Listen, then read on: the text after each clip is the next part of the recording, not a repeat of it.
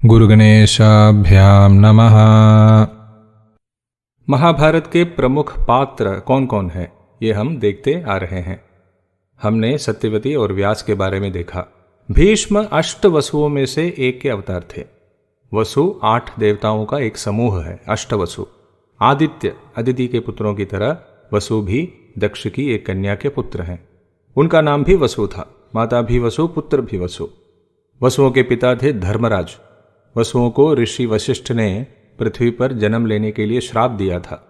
इन सभी ने गंगा के पुत्र के रूप में जन्म लिया।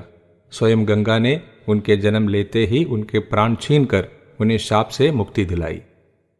उनको केवल जन्म लेना था, पृथ्वी पर रहना नहीं था।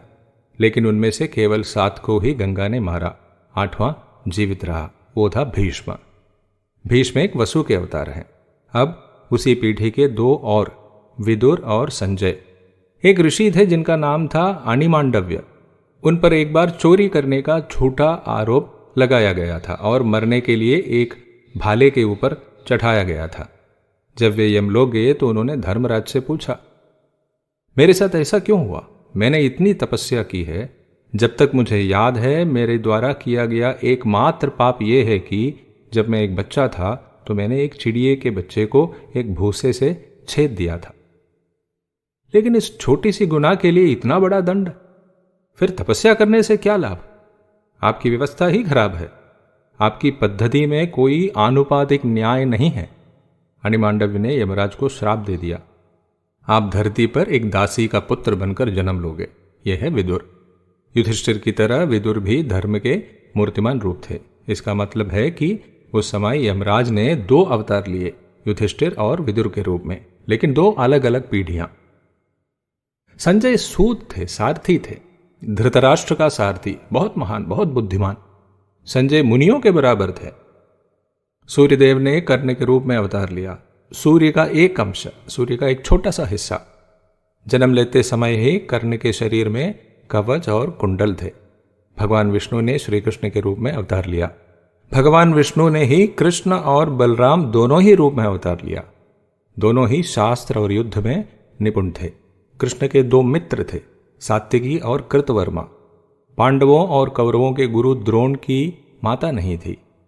ऋषि भारद्वाज का रेत एक पर्वत में एक गुफा में विकसित होकर द्रोणाचार्य बन गया। द्रोणी का अर्थ है गुफा। इस तरह उनका नाम द्रोण पड़ा। द्रोण की पत्नी कौन थी? अश्वत्थामा की माता कृपि। कृपि का भाई कृपाचार्य। गौतम गोत्र के शरद्वान नामक ऋषि के रेत से बिना माता के ही कृपाचार्य और कृपि का जन्म हुआ। मैथुनी सृष्टि प्रजनन के तरीकों में से सिर्फ एक है। प्रारंभ में ब्रह्मा जी किसी प्राणी या वस्तु के बारे में सोचते थे और उसका आविर्भाव होता था। फिर इस तरह का अलैंगिक प्रजनन होने लगा, फिर मैथुनी प्रजनन। धृष्टद्युम्न का जन्म यज्ञाग्नि से हुआ। न कोई पिता और न ही कोई माता।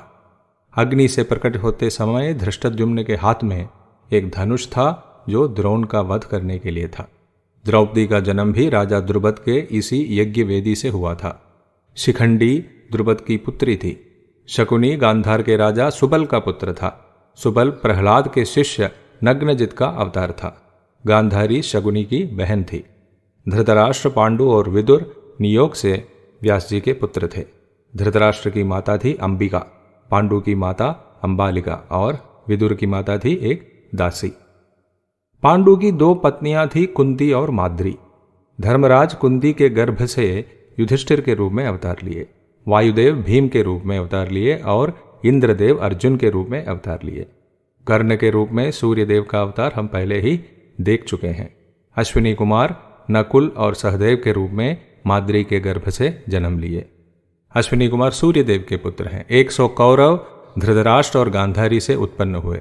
धृतराष्ट्र का एक और पुत्र हुआ युयुत्सु, एक वैश्य स्त्री में।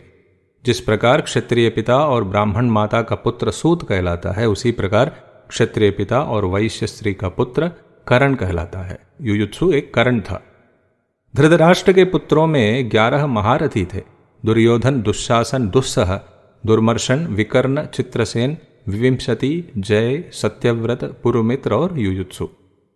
अर्जुन ने कृष्ण की बहन सुभद्रा से विवाह किया और अभिमन्यु उनका पुत्र था। पांडवों से द्रौपदी के 5 पुत्र उत्पन्न हुए। युधिष्ठिर से प्रतिविंध्य, भीम से सुतसोम, अर्जुन से शतकीर्ति, नकुल से शतानीक और सहदेव से श्रुतसेन। घटोत्कच भीम और उनकी राक्षसी पत्नी हिडिंबा का पुत्र था। कुरुक्षेत्र की लड़ाई में सैकड़ों हजारों बहादुर योद्धाओं ने भाग लिया, कई राजा अपनी सेनाओं के साथ, पर महाभारत के मुख्य पात्र ये सब हैं। हरि ओम।